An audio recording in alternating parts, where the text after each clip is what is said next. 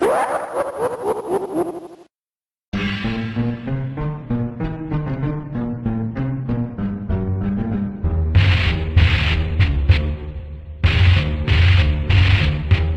on your big Hollywood sunglasses and light the torch, because it's cellar time.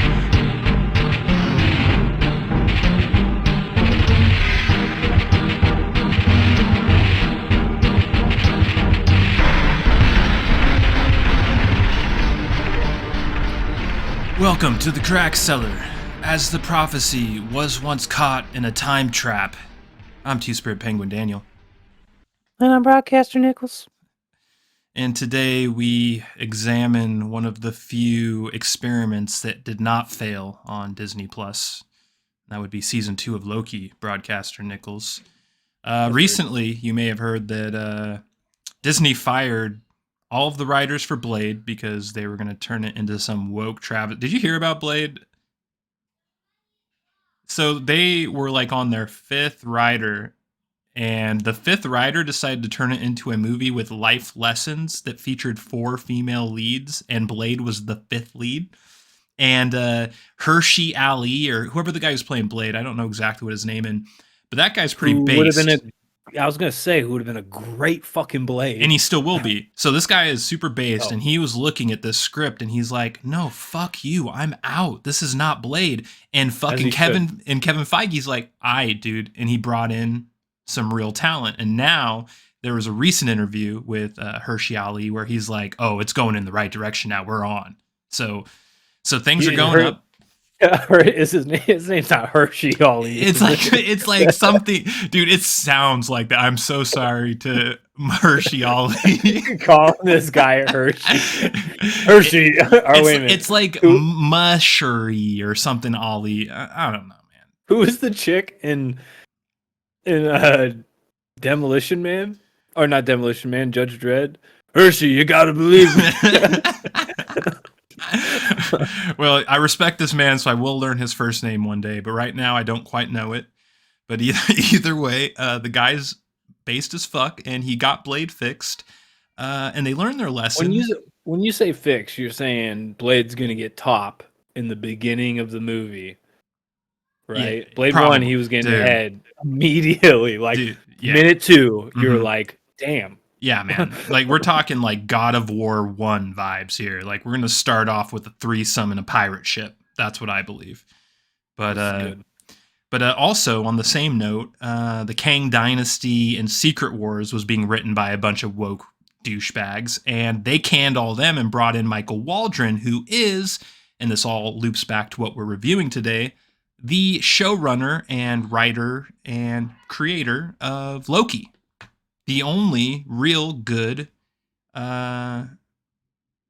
Disney Plus Marvel thing, or Disney period Marvel thing. And also, I believe he did WandaVision as well, which is the other only good Disney thing. Sure about that? I'm pretty sure he did. I'm pretty sure he did it. Huh. Fact checkers, if you want to comment on YouTube and tell us how retarded we are, go ahead. But I'm pretty sure Michael Waldron did both of the only good things that Disney Plus has ever released for Marvel.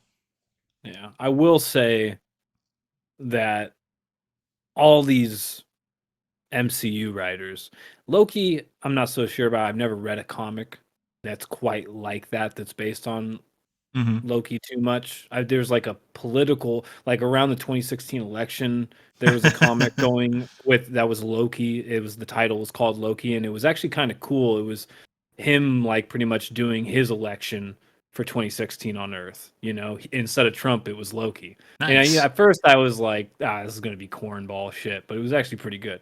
Nonetheless, my point is most of those writers are all just stealing very well established veteran storylines that they're just kind of crafting into their own inferior version. Yeah. With WandaVision, and again, I'm not sure if he's the same dude. 99%. He jacked Tom King's comic Vision, which is it's like when you read that comic, I mean, it's not exactly the same, but when you read it, you're going to be like, oh, he just made it about Wanda instead. Okay. Mm-hmm. Yeah. Yeah, no doubt, no doubt. Anyway, I would just say right now, even though Disney is the evil empire and Mickey Mouse is Darth Vader, it's looking up at the moment for Disney. Just based on Michael Waldron being promoted to the Yeah, writer of these, because this I didn't read the you're Secret hopeful. Wars. I didn't read the You're Secret hopeful. Wars. I've heard great things about the Secret Wars from many people. It It's a three-parter that spans 2 decades. Yeah, so I've never read it, but I've heard great things, and this is what is supposed to be like the next Infinity War, right? According to most people I talk to, this is like the next big thing in Marvel, or it's supposed to be. Yeah. Well, Marvel Comics have always just had big events, Mm-hmm. and Secret Wars was the very first one. Then you might have heard of other off ones like Secret Invasion, which is about the Skrulls secretly invading Oh, I Earth and watched the Secret Invasion TV show, which was a dumpster yeah. fire. Well, Was that the Secret bad? Invasion in comic world was a gigantic umbrella involving Hmm. multiple characters. Comics makes then and then it had its own main core, uh, short-term special event comic run, and then all kinds of other spin-offs. And that is what they call an event going on in the comic world, right? And Yeah. there's been numerous. That Dark Reign is one where like a bunch of Thor-like weapons dropped from Asgard onto Earth, and like a bunch of heroes picked them up, and it corrupted them. I think I might be getting that a little bit wrong because I didn't read all that, but I think that's loosely what it's based on. And fucking Red Skull from Hydra is the supervillain in that, and Hmm. he has the brain of Xavier inside of it. This is Hell where yeah. he gets the brain of Xavier inside. Anyway, it's all nonetheless, uh, Secret Wars, when they say it in the MCU, I'm almost certain they're going to pull a classic MCU and take all three parts of the Secret Wars, which is crazy to think because they've already consolidated some very, very complex storylines already. And they're going to, like, when I say 2 decades, I'm talking about like, it, it's insane to think that they're just going to have a movie called Secret Wars or even two or three Well, because Kang it's like, Dynasty is one of them. It's supposed to be Kang Dynasty and Secret Wars.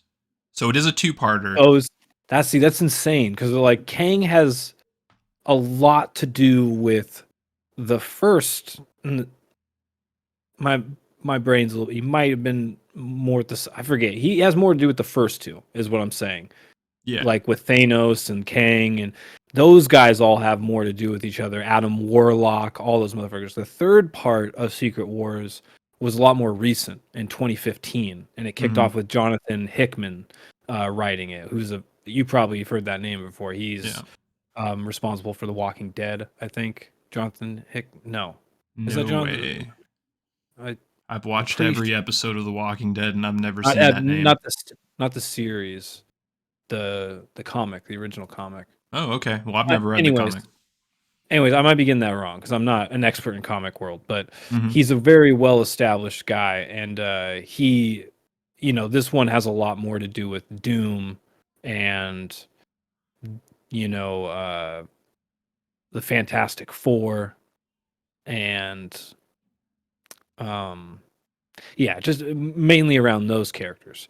So all that being said is just like, well, Fantastic Four really hasn't even been introduced yet, really. I mean, we're still debating Well, online no. who's gonna be the final fucking Jim from The uh Office. He plays the main Fantastic Four guy, right? Richard Reed. what I'm saying is it's not settled. Listen, dude. He got L'd. He's Listen, dude. gone. Okay, Jim okay. got Pam, all right? So he got the W. Go on. Jim got pegged by Wanda. That's what happened, dude. He got shredded. But anyways, pause. uh it's just like that's just one aspect of it being insane to think that they're even going here right now because Kang was just brushed over in in a season, one series He was in and a movie. Quantumania too. Yeah, he was Okay, in. so he's been in a movie. And honestly, dude, if you I don't have you watched Quantumania? You haven't, obviously, because you just said you didn't know. He was Loki good was in the it. first.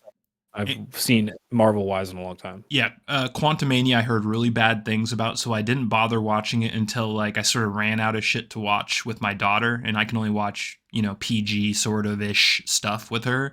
So I was like, fuck it, I'll watch Quantumania. What's the worst that can happen? And I was actually pleasantly surprised by how good it was. Kang was in it, and he is fucking badass in it. Probably. Well, he's a solid actor. He's a great And actor. Scott Lang, or the guy that plays Scott Lang, what's his name? Paul Rudd. Mm-hmm. Yeah, he's a solid actor. Yeah, it was great, man. That was a good movie. It's better than the second one. I hated the second Ant-Man. I thought it was one of the worst Marvel movies I've ever seen. And the third one, pleasant surprise. So I think Kang elevates shit. Is that the third Ant-Man? It is, yeah. The second one was like Ant-Man and the Wasp, and it was just bad. Oh, yeah. That was the one that had Goliath. Yeah, it was horrible. Lawrence Fishburne played Goliath. It's unfortunate because I love old Fishburne, but that was a bad movie. But anyway, I think that Kang is just a great character, and the guy that got to play him is a great actor, and anything he's in, he just elevates it, and that is proven in season 2 of Loki because it features Kang mostly as a variant that from like the fucking 1800s or whatever, but still he was fucking amazing as that variant. Like he carried the show. Would you agree with that? Oh, for sure, no doubt.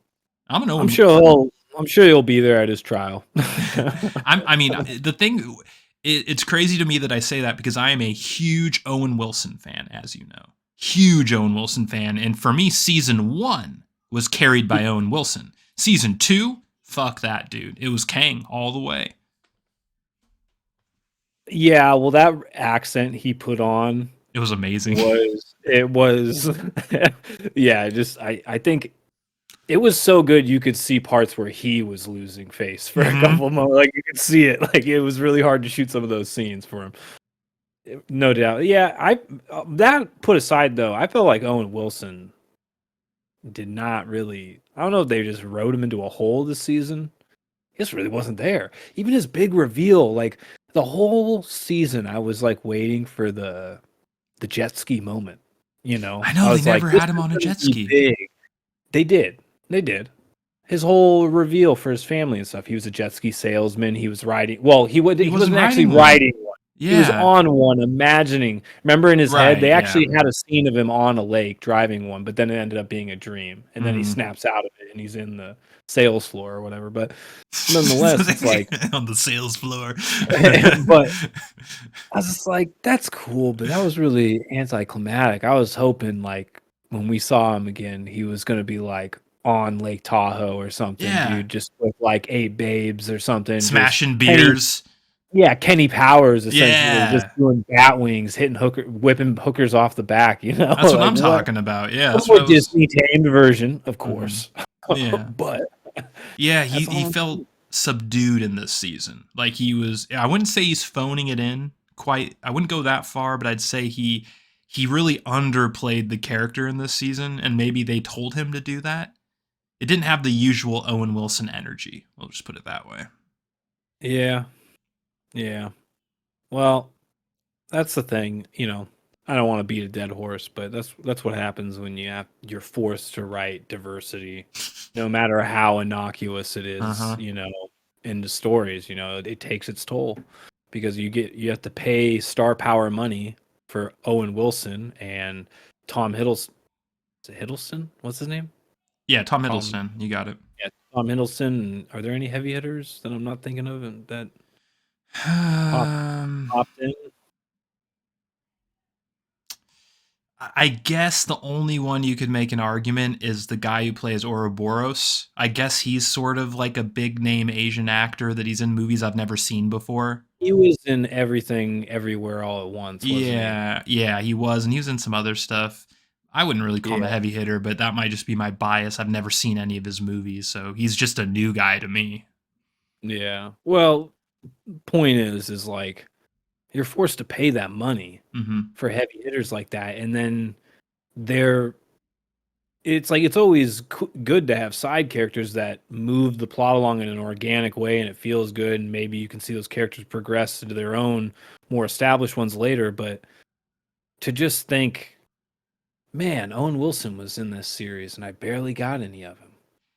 Yeah. It's just it's a weird thing to think about. You're like, well, you gotta like dissect that. Why was there not more Owen Wilson screen time? Well, that's because he had to share the screen with a bunch of characters that don't really fucking matter. And to be completely honest, yeah, you know? and to be fair, he got a lot of screen time. It was just all very understated. I think the part that stuck out to me the most was when in the very beginning, when he time travels back to the 1800s and first meets the variant Kang. There was sort of like a buddy cop sort of Shanghai Noon element going on That was cool. for like one episode. It was great, but then after that, he just sort of like becomes subliminal the rest of the series. It was strange, and you know, I don't know. Have you read the source material for this show? You haven't, right? You don't know like what the comics that this is based on. Like I said, I don't really think this is based. You think it's original? Okay. I could tell you my theory, but it involves kind of spoiling what Secret Wars might be about. Yeah. Hell no. So no, let's not go there.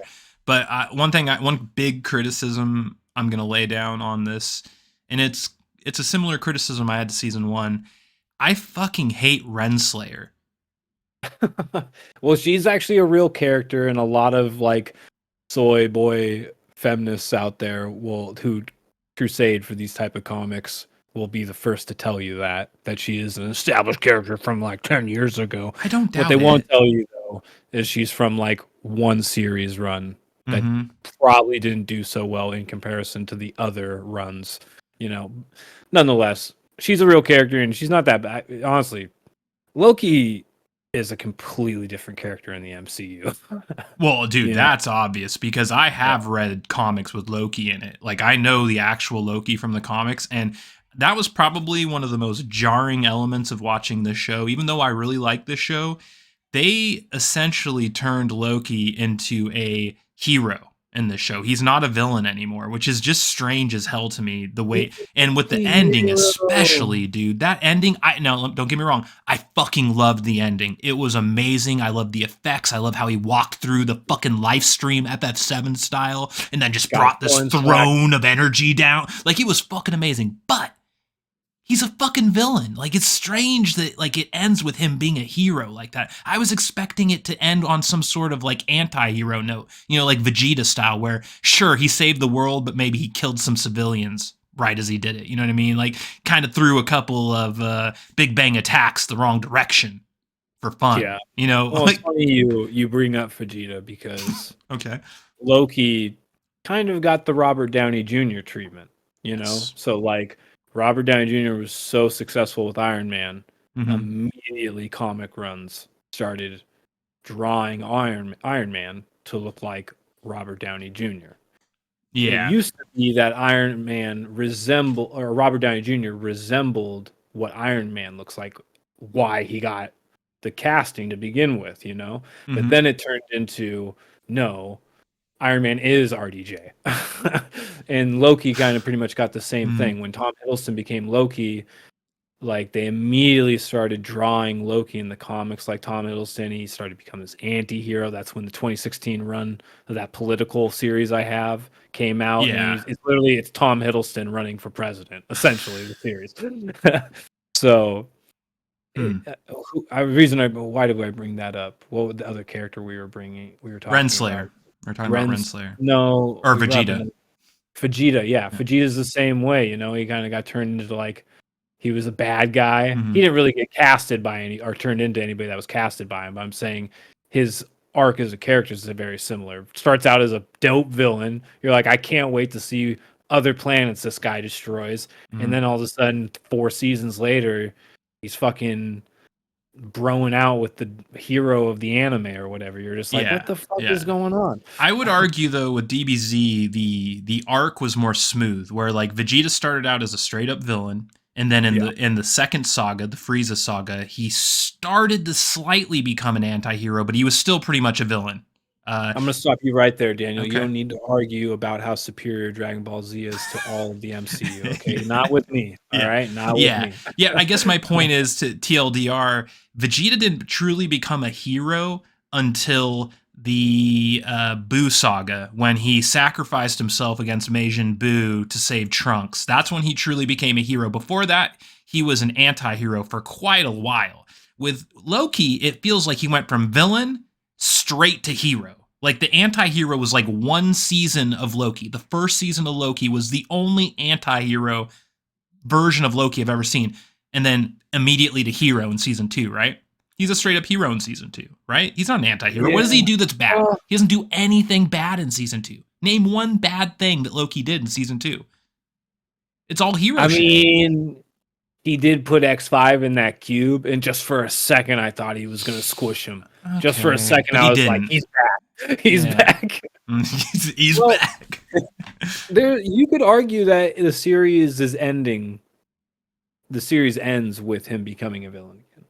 Because in order, like, if you dissect really? That scene, well, think about it. Like, there was a couple lines in the series where they're like, I forget how exactly went. I don't know if it was like a narrator playing it over a scene, or if it was like a callback, or if one of the characters was saying it to him. But they talk about how he needs to reclaim his throne, or how he wanted to reclaim his throne when he first got here and stuff. And it was this reoccurring theme, you know. They said it like, there was like 2 times they said it in season 2. And then at the very end, what did he do to save the timeline? All the timelines. He reclaimed his throne. He grew his horns back. You know, it was very symbolic of him becoming what we were just talking about a few minutes ago, of what he wasn't. The embodiment of what Loki really is. This menacing, tall-horned, evil-looking motherfucker. And now he is in control of time, which, you know, is if you really want shit. God, I love that ending. Very cool. And, you know, again, I don't want to spoil anything, because if I go any further, it might spoil all kinds of things that I don't even know if they're fucking around with, that involves the Infinity Stones coming back. You know, there's color themes that you might have picked up on. You know, Loki's energy is green. The timeline energy was green in the end. He's now the keeper of time. There was a stone color that was green. You know, remember, I think it was one of the movies they said, even when the Infinity Stones are destroyed, eventually they come back, they remanifest themselves in forms. So, in my theory right now, I think Loki has ended with Loki himself becoming the Lord of Time, obviously, and the embodiment of the Time Stone. Yeah, no, definitely. I mean, that is what happened for sure. And on its face, I agree with you that it was sort of like a fulfilled prophecy.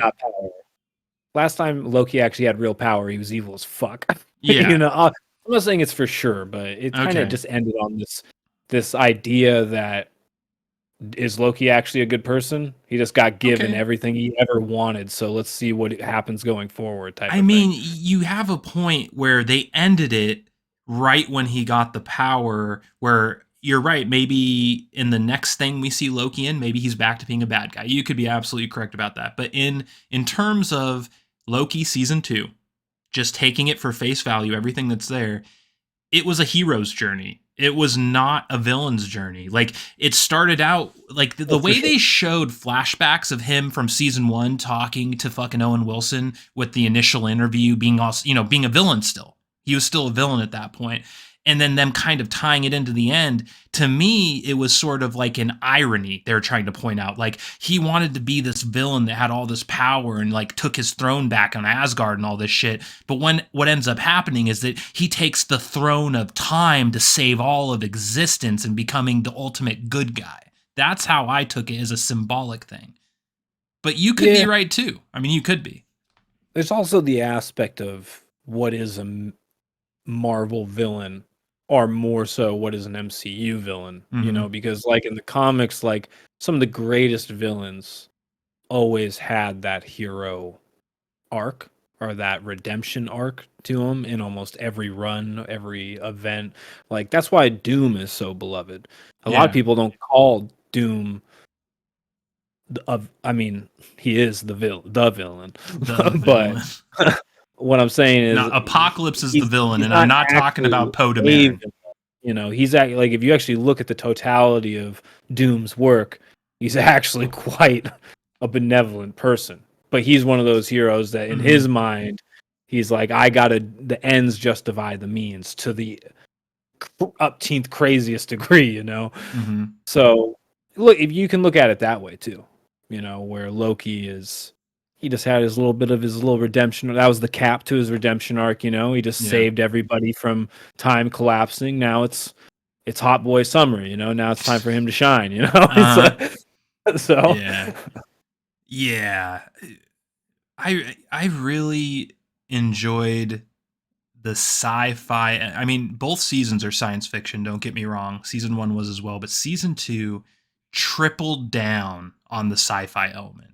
It starts off with time paradoxes, which is like my bread and butter. Like, you know, my favorite episode of SG1, Window of Opportunity. Boom. You know what I'm saying? Like, so like we start off right in this sort of like bread box for me, and then it sort of just escalates perfectly into the back with Kang in the 1800s. All the action scenes are amazing. Like that Ferris wheel scene was fucking awesome when they're fighting in the Ferris wheel, the old timey Ferris wheel. Yeah, that was pretty good. The old school gangster bookies chasing down Kang, and Kang's like, "Oh, I'll go get your money. I'll be right back." Like, dude, there was so many great elements to this show, and it all just sort of fit together like butter, man. Like it was really well crafted, and the pacing was perfect. There were no episodes where I was just like, "That was boring." Every episode had something. Oh yeah, all of them were good. They were solid. And speaking of that, I just rewatched Stargate SGU. All the episodes. Solid. Dude, it's not an episode you really want to skip, you know. No. You're like, it's all solid. No, I'll tell anyone, season 2 of SGU, pound for pound, one of the best seasons of science fiction ever. Any show, put Battlestar Galactica in there, you put Star Trek TNG in there, you put any of the Titans in there, I will hold season 2 of SGU up with it. It is amazing. Had very, like, pre-Expanse vibes. Mm-hmm. You know? Like, now that I've seen Expanse and I'm going back to SGU, I see, like, how sci-fi was slowly evolving into what we got with Expanse. Oh yeah. There's still more Expanse books coming too. It's sad the show ended on that sort of horrible note. Yeah, it's weird too because didn't they just buy? They bought MGM and they have Stargate, and they're not even going to do anything. And they had Expanse, and then they canned it. So it's like, it's a bummer. What did you think about Miss Minutes? Because that was one of the best pivots in season 1 to 2 of all. Like, because Miss Minutes was sort of just an NPC in season 1, a kind of cool whatever NPC. Season 2, Miss Minutes becomes a fucking villain. Well, she was a villain at the end of season 1. Kind of. But not like in season 2. She's been duping them the whole fucking time. Yeah, but in season 2, she literally starts murdering people in cold blood. You know what I mean? Like, she becomes a cold, calculated murderer. Are you talking about when she gets rid of or she tries to get rid of Renslayer? Yeah, definitely. It's just Miss Minutes was a cool character, way cooler than I expected. And like, I love the way her motivations ends up being that she's in love with her creator. That part, I enjoyed that. That was creepy as hell. It was great acting by the guy that plays Kang. He's just like, oh yeah, yeah, I don't know that guy's name, but that guy is a fucking amazing actor. I love him. I'm gonna watch anything he's in from now on. Pretty much, he's on that list now. Right up there with Robert Carlyle from SGU, man. And, you know, if he's in it, I'm watching it. What the hell was Robert Carlyle doing? Not enough. He was in a really shitty show called Once Upon a Time where he played Rumpelstiltskin. And he was the highlight of that show, dude. He carried it on his back like fucking a titan. Like, I'm not even kidding how hard he carried that. So fucking sad. Yep. I don't get it. I don't get it. It's sad. You know what would be dope? If we got Reign of Fire 2 with Christian Bale and Matthew McConaughey. Dude. Somehow Matthew McConaughey's alive and he's like half burned because he had to crawl out of the belly of a dragon or some crazy shit. Yeah. Fuck yeah. Even though I'm pretty sure he just got burned to death. He just comes back. No, dude, he'll just come back with like a helmet like Griffith from Berserk. Just fucking summon the eclipse on these motherfuckers. Oh shit, Reign of Fire was so good. I forgot about that movie. It's one of the dude. It's a classic action movie. You watch it, and the pacing is classic action. You have very little downtime. I mean, when Matthew McConaughey rolls up, it's just rolls up with tanks and his boys, and he's like, "Yo, we need to consolidate." And he's just like, or Christian Bale's like, "I don't know, my people are kind of like worried about it," and they're like, no. This is all, and then they all just consolidate, and then they're fighting dragons like in 10 minutes. Dragons are fighting. It's like half an hour later, it's the end of the movie. It feels like. Yeah. It's just one of those movies. It is.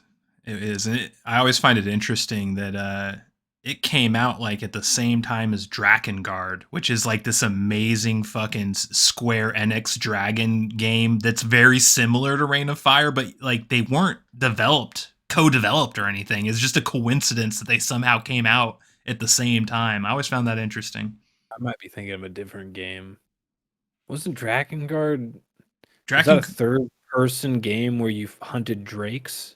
Drakengard is sort of like Panzer Dragoon Orda mixed with Dynasty Warriors a little bit, and it had like a Square Enix style storyline to it, but it had a lot of the same notes as Reign of Fire did.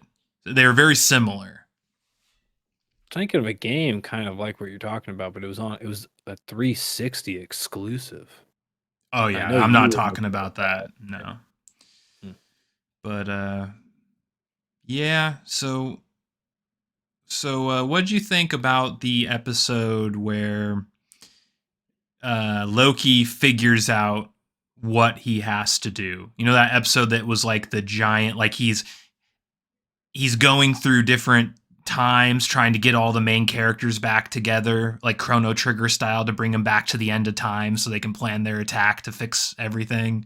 And then at the very end, he realizes that he has to kill female Loki, who he's in love with. Female Loki. Well, that was my favorite episode of the season. Why he's trying to save her, sweet Loki babe, because she's pretty hot. I mean, again, you know, and I don't want to be a chauvinist pig right now, but she was a lot hotter in season 1. When they showed the flashbacks going back to season 1, I was like, oh yeah, she was hot. And then like season 2, like it's like she aged 10 years. It's really strange. I don't know if they did that on purpose, put less makeup on her, but it was strange. Well, I'll tell you what it is. Okay, tell me. Don't do cocaine, kids. Oh shit, you said it. Here in the Crack Cellar, we only support crack rocks, not crack powder. Yeah. Okay, break it up. Yeah. Cook it. Make some money. Make some fucking money. Cut that shit. Come on, man. What are we doing here? Oh man. I was trying my best, Joe. What? Yeah. And back to the whole time loop element. The way this show ends is so fucking amazing. Where he thinks he has it figured out. He brings Kang back to have him make the item, you know, the magical item that'll fix everything. And then he has to get in the spacesuit and go out and put it in. But then it fails and he gets in this time loop where it keeps failing. And that's where the window of opportunity aspect comes in. I fucking loved that shit so fucking much. I loved the effect too. The first moment of him getting shredded. Yeah, and the spaghetti. I love that spaghetti effect too because it's so gruesome, but it's still PG rated. So like I can show it to my daughter. It's not bloody. It just turns into like this like Play-Doh spaghetti. You know who I think they kind of jacked to get that effect is Destiny. Interesting. Remember Siva in Destiny? The red tendril spiny shit that like could turn anything in like to any material. It's how they built all it's the future tech that built all the cities and all that, but then it went crazy and started infecting everything. And I think I remember that. if you like some of the in Destiny 2, there was like an enemy that was a Siva enemy, and it like when it kind of like blew up and had like its weird special effect going on, it kind of looked like that. It wasn't one Yeah. for one, obviously, but I mean, when I saw it, that was the first thing I thought of. I was like, that kind of looks like Siva. And Hmm. I don't even play Destiny anymore. It's been a long time. So Yeah. Yeah. It's a little similar, I guess. Yeah. listen, dude, lawyers are on the phone as we speak. Yeah. Yeah. So what do you think then? I guess you can't really predict the future because you know things that are kind of spoilers or might be spoilers. So I can't really I don't know ask anything you. for sure, but Yeah, yeah. but like I want to ask you what you think the future is going to be with this, but I can't really ask you that, can I? I can guarantee you I'll at least get 50% of it right. Yeah. Yeah, At least. probably. For sure. There might be a couple different characters and others places. There might be slight changes to the story. There might be a whole character left out, to be honest, because at this point, like I said, they have to. I mean, Adam Warlock was in one Guardians of the Galaxy movie, and I he was kind yeah. of a throwaway, goofy character played by one of the in-betweeners, which legendary British comedy, by the way. I don't know if you've ever Yeah. seen Yeah, that. actually I have, and I actually liked him as Adam Warlock in Guardians of the Galaxy 3, Yeah. but that was a strange movie, Guardians of the Galaxy 3. Yeah. That I was a mean, what I weird movie. yeah, so it's like I feel like they're gonna pull a fast one and kind of do maybe some reversal shit where Adam Warlock's in this Secret Wars, which is kind of based on the latest part of Secret Wars, which he had nothing to do with, you Mhm. know. And now then you're gonna see Adam Warlock's character kind of pop off more. It's all really convoluted. I mean, also the Secret Wars that they're I mean, most likely gonna do has there's a couple characters that people don't even know the names of yet. Like they've literally never even been uttered no mention of at all, which are linchpins for the storyline. Like, which means they're gonna have to totally carve out some stuff. But I think that's what they're gonna do because I can't really say anything more because like there was a major clue at the end of Loki for anybody that has seen the latest Secret Wars. They'll Hmm. immediately pick up on at the very end. It's very hidden. Well, not hidden, I should say. It's only meant for people that have read Secret Wars, know Secret Wars, a Secret Wars S storyline is coming down the pipeline, and Doom has been rumored to be coming for a while now, and he's a huge part of Secret Wars. So like those three things all together, I kind of it's easy to kind of guess where it's going. So Okay. Yeah, that's what I figured. That's why I didn't really want to ask you that. But so in the interest of not spoiling something potentially for like the biggest Marvel shit that's coming in the future, let's change the subject to Brad Wolf. I thought he was kind of a lame character, but the oh yeah, way X5. yeah, the way he snuck back in time and became like a famous actor, I thought that was fucking hilarious. Dude, he also got a fucking attitude after that Oh too. It's just yeah. like, well, he's kind of an asshole security guard, but god damn, dude, when got a taste of that starhood, Yep. he did not want back, dude. He was mad the whole Yeah. time. He's just like, let me back. Yeah, it reminded me of like being a kid, like when dad would be like, "We have to leave Wild Waves," when I was like 10 years old. Like that's the way he acted when they made him leave his Hollywood, fucking life in that variant timeline. It was pretty awesome. Like I like that guy's acting, unless he's just always a douchebag like that. Maybe it wasn't acting, but assuming he was acting, that was pretty good shit. Could be. Can't rule it out. Came from the heart. Yeah, he had a pretty cool role in this season too. Like the way he sort of like rode the line between bad guy and good guy throughout the season. I liked it. He was sort of like that middle liner who was always sort of like playing whatever side had the advantage at the time, kind of Yeah, I thing. was about to say he was just playing both sides. Yeah, I like that. That was pretty cool. Definitely not a good guy. Uh, I mean, they had to squeeze him in a cube. They had to put the squeeze on him just to get a couple good guy details from him. yeah, yeah. Well, I I don't will know. Maybe he say was. Guess he was Sylvie protected. Sylvie kind of bothered me in this season a little bit. Not just because she was less attractive in this season, but because her character arc was weird in this season. I don't know if you agree with me on that or not. But like her whole thing is like, I just want to have a life in a regular world and eat McDonald's and be cool and whatever. But She didn't. She also didn't age well. no, it felt like the longer the season went on, the less likable Sylvie was. It was I think she strange. just lost all of her character Hmm. develop. Like the only reason she was there was just to like because of her storyline in the first season. There Yeah. was no real progression to her character other than in fact they kind of like made fun of it. They're like Hmm. that was it. You know, now she's just working at McDonald's in another timeline. Leave that character alone. It's just like, well, I need you for the big thing going on in season 2, but it turns out like she almost furthered no part of that plot at all. She was just one of the background characters the whole time. Yeah, and it's like the way that like Loki went to try and get her, and she's like, "Let me buy you a drink," and she got him a whiskey and was like, "Listen, bitch, I'm out. Peace." And it's just like, why'd you need to buy him a drink for that? Why didn't you just fucking say it? Like, it was Oh weird. no, it was a trick. It was a very Loki-esque thing. She got the bartender to do 2 shots, and then she fucking illusioned the other one away from him while he wasn't looking, so there was no shot left.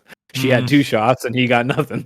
yeah, That's how I saw it, at least. I guess I was like, I didn't see it like like that. swindler. That makes me like the scene more. But it from that point on, I feel like Sylvie is a kind of broken character because the whole stance of her being like, I don't care what's going on in the multiverse. I don't give a fuck about any of this shit. I'm done. I'm just chilling in my universe here. Yeah. She goes from Well, that to showing up at the end of time with all the other variants being like, no, you were right, Loki. Everything's unraveling. Like, yeah. I don't know. It just felt weird to me. Yeah. Well, I feel like season 2 should have been a lot more intimate with Loki's character Hmm. instead of trying to continue the OG cast. It was like they were trying to keep the old cast alive on an old sitcom or something. Hmm. Like all the Yeah. characters were just around for no reason. Like that the black female security guard. I forget her name. Like Hunter what B-15, right? yeah, like she was in an incredible amount of scenes and served no purpose at all other than just being there, just filling the character slot in the scene. It was almost like they Mm. had like this need. It's almost like they had scenes shot with just Loki in it, and they like saw the whole thing, and they're like, "This is too empty. We need people standing around. We need more characters that are just involved somehow to make it look like Loki's not so lonely in these scenes or something." That's how it Yeah. came off to me. Yeah. Yeah, I pretty much agree with you. It was a little strange. But it's hard. I mean, it's a hard thing because it's like there's so many repeats in that Hmm. series of the same scene over and over. For sure. There's like a lot of back and forth, a lot of time looping, a lot of repeating. I dig that stuff, but I can see how some people might be put off by it a little bit. But I think eh. it will be good when Marvel, Secret War is all about collapse. It's all about reset, Hmm. pendulum swinging back. Okay. So that's why you think Loki's going back to being a villain. Okay. Yeah.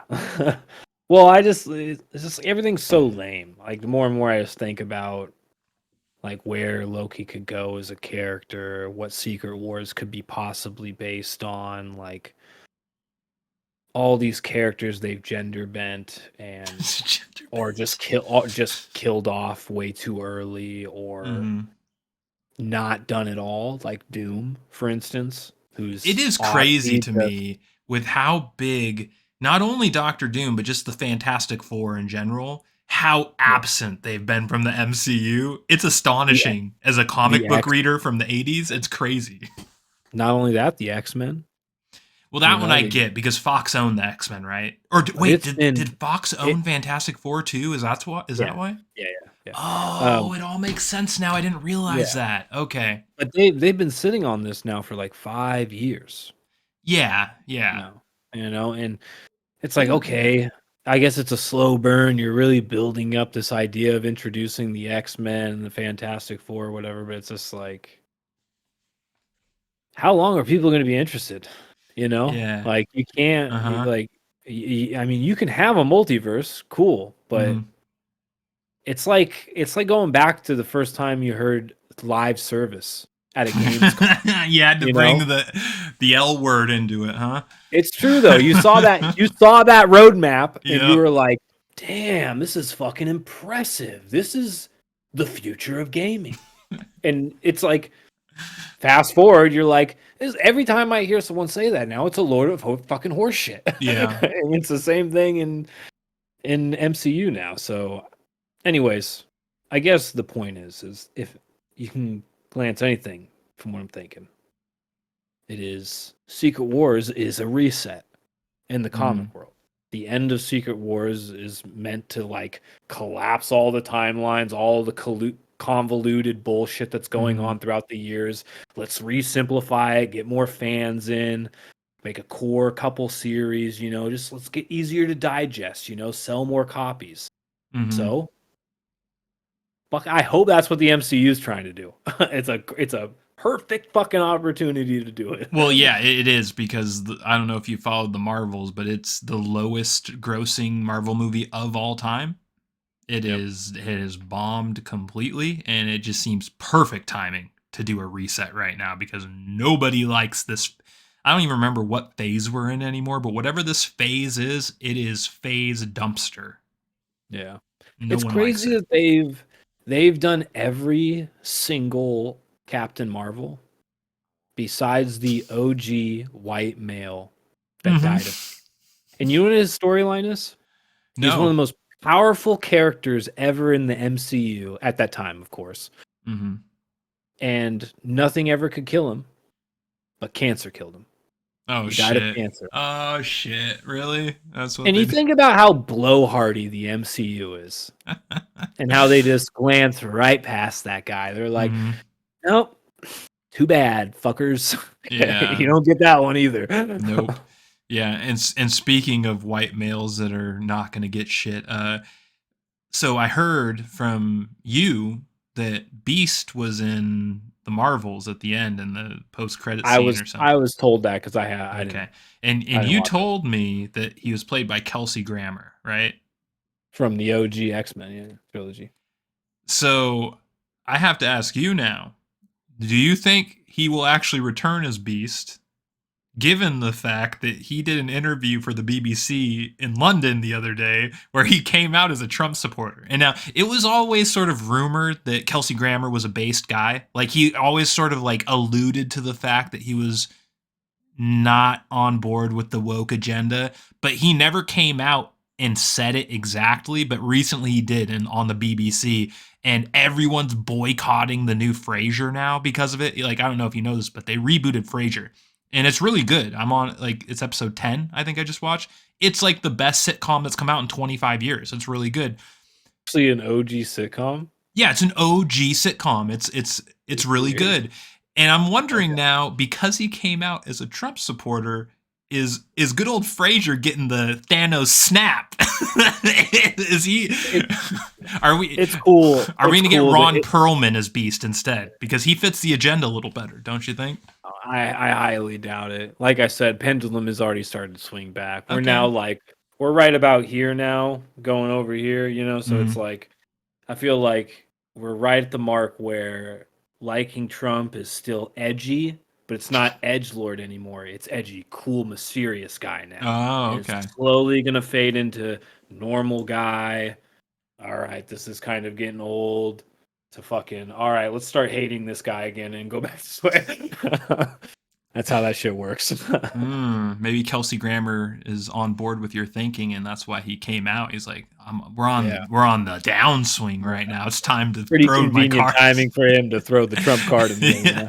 It's like you could have done that any time, bud. Why now? Hmm.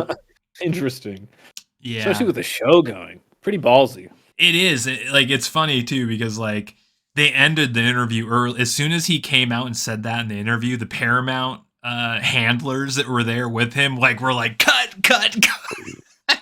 And they Honestly, stopped him, honestly, if man. I saw a picture of Kelsey Grammer and Trump smoking cigars on a golf course, well, Trump doesn't smoke, but just smoking a cigar on a golf course with Trump in a picture, I wouldn't be surprised. He kind of just looks like one of those dudes that would be in a golf party with Trump. For sure. He No, kind of no doubt. Yeah. He looks like he has a membership at Mar-Lago for sure. probably does. Oh, shit. Can someone check that for us? Well, that's well. Hold on a second. I don't think Mar-a-Lago.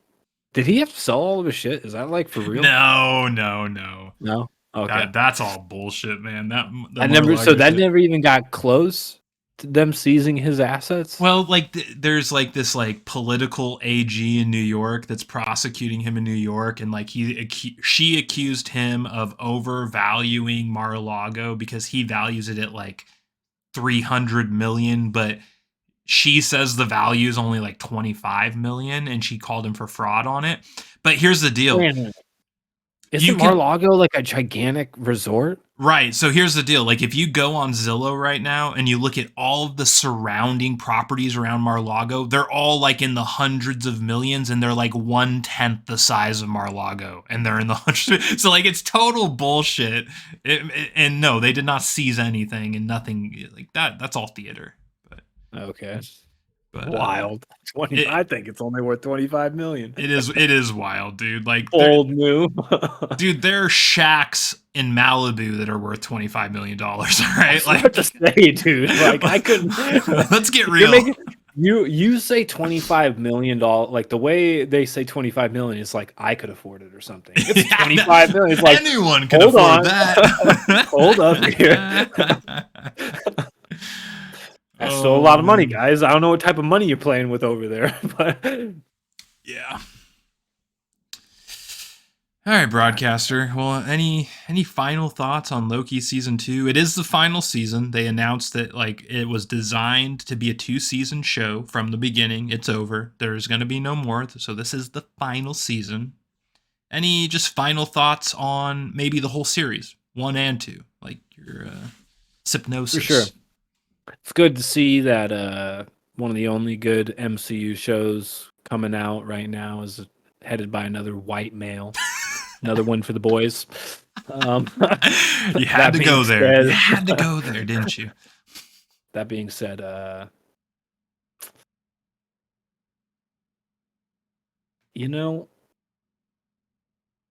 it's always you know when stuff's going to be good because it's short and it's sweet. It's always been like that my whole life. Yep. And seeing it now done and the pedigree that this guy's willing to bring to writing, I'm hopeful.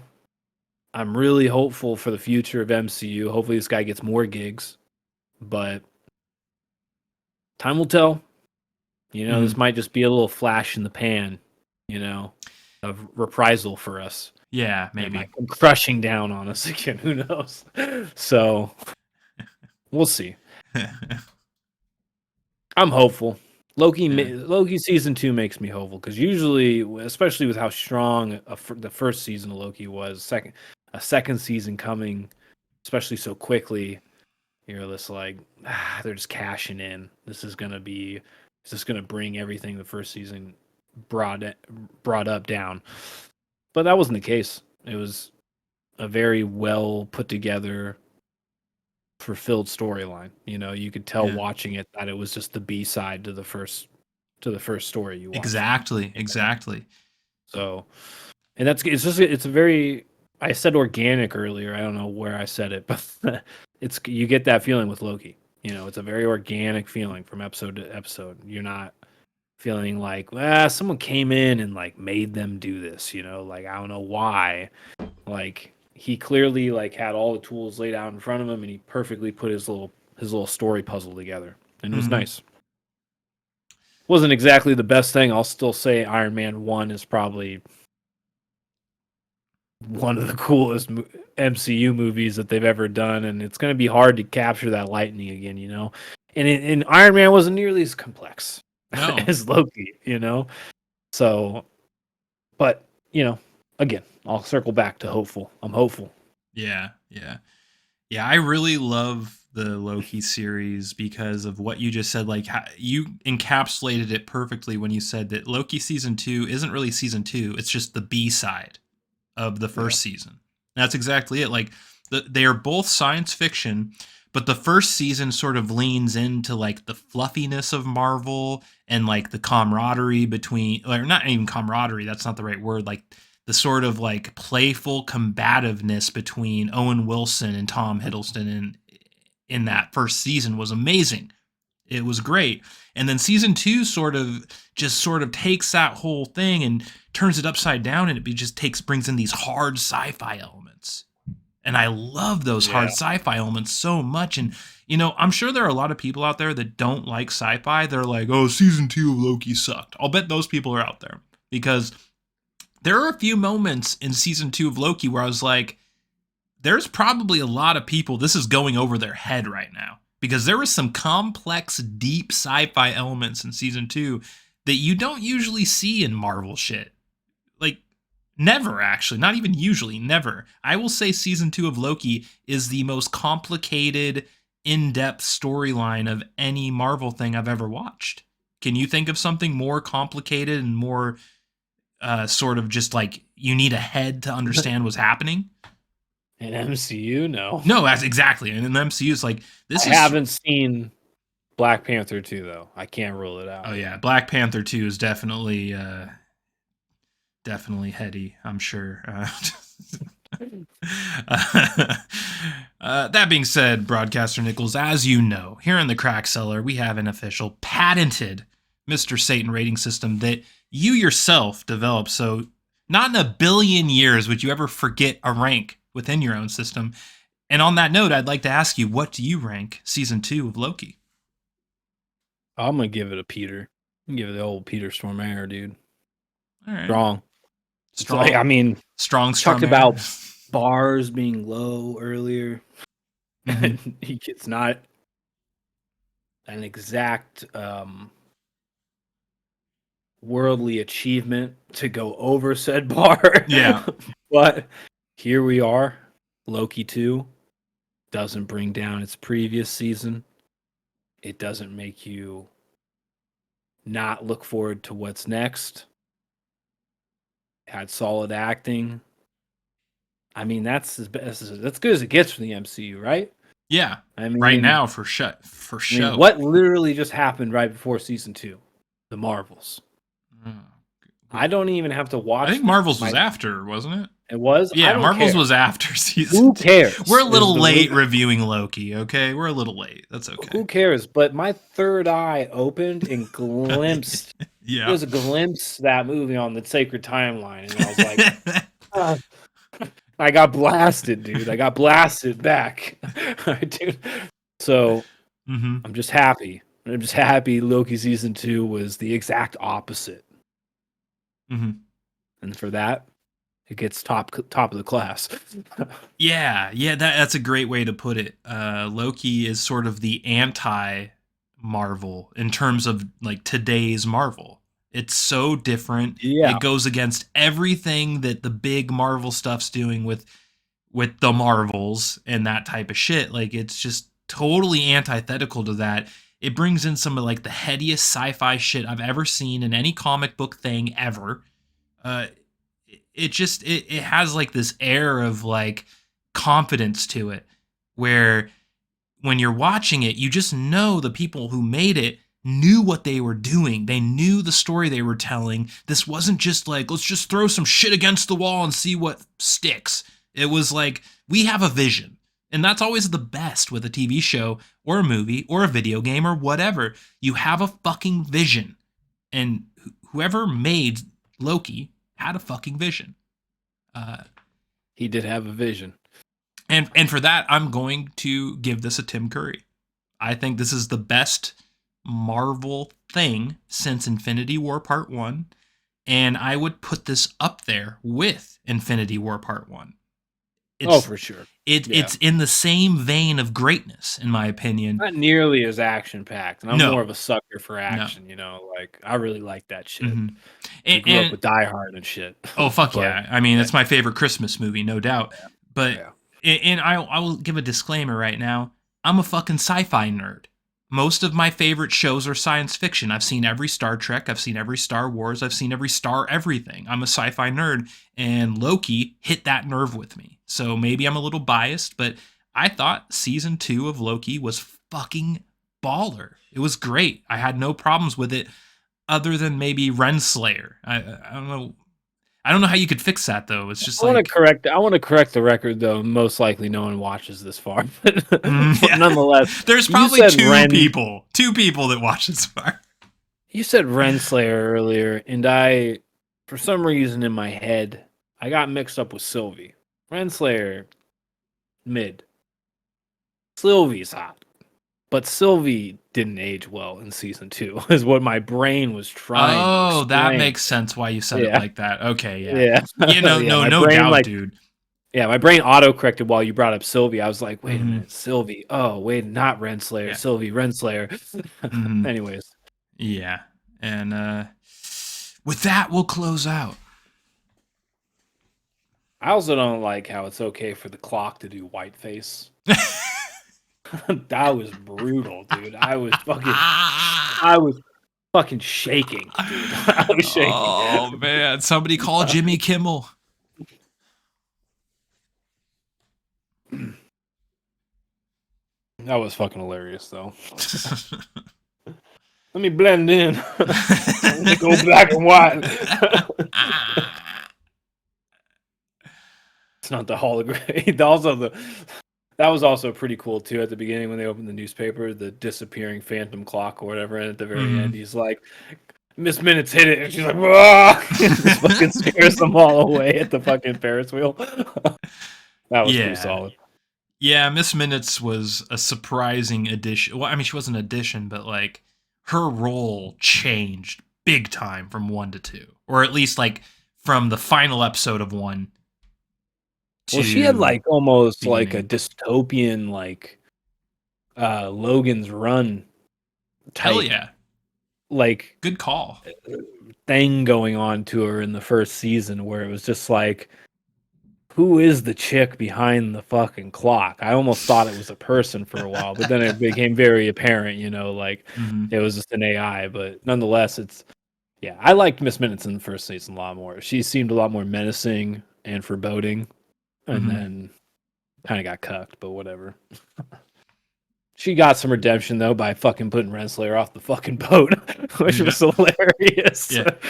I love almost everything about season 2, but that moment stands out as one of my favorite parts. When she fucking got him to get rid of Renslayer, I was like, thank fucking God. She was just thinking what everyone was thinking. She's just like, well, we're on a boat in the middle of the water.